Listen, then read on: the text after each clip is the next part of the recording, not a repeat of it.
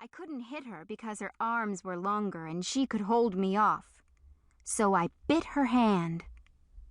Then her mother, my by-mother, Ista, scolded me and cuffed me. Furious, I ran to the back part of the house, to the dark corridor, and opened the door and went into the secret room.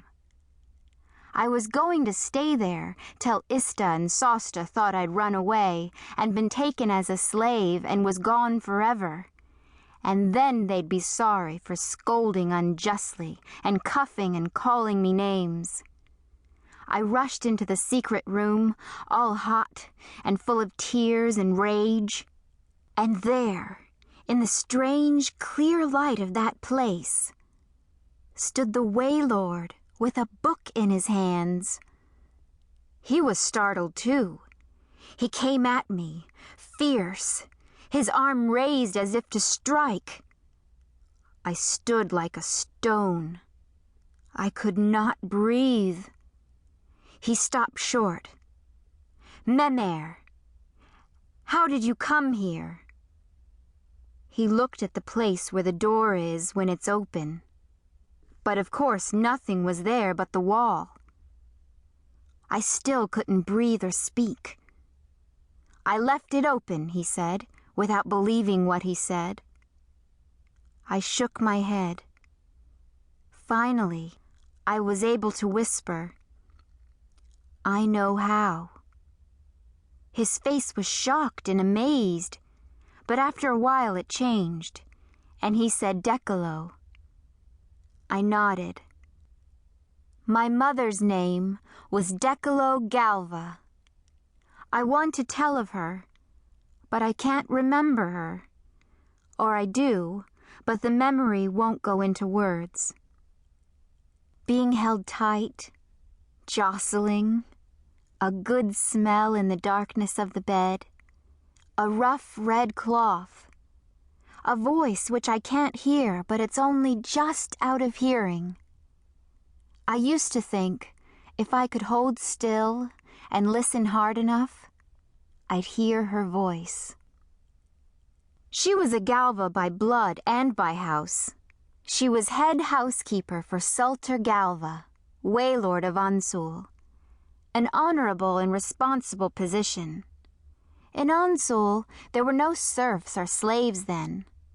We were citizens, householders, free people.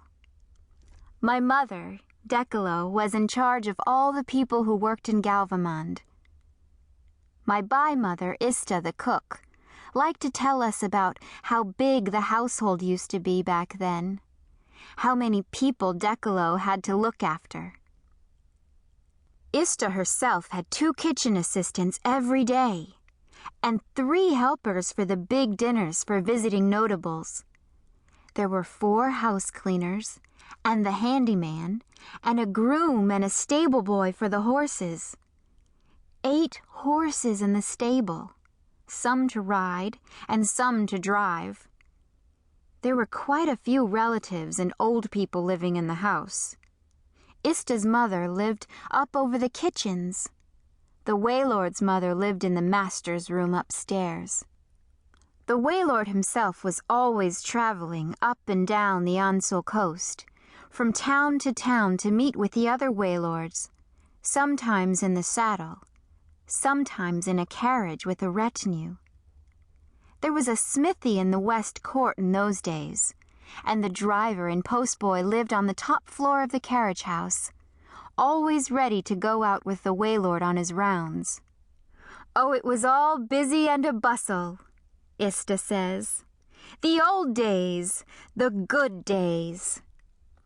When I ran through the silent corridors past the ruined rooms, I used to try to imagine those days, the good days.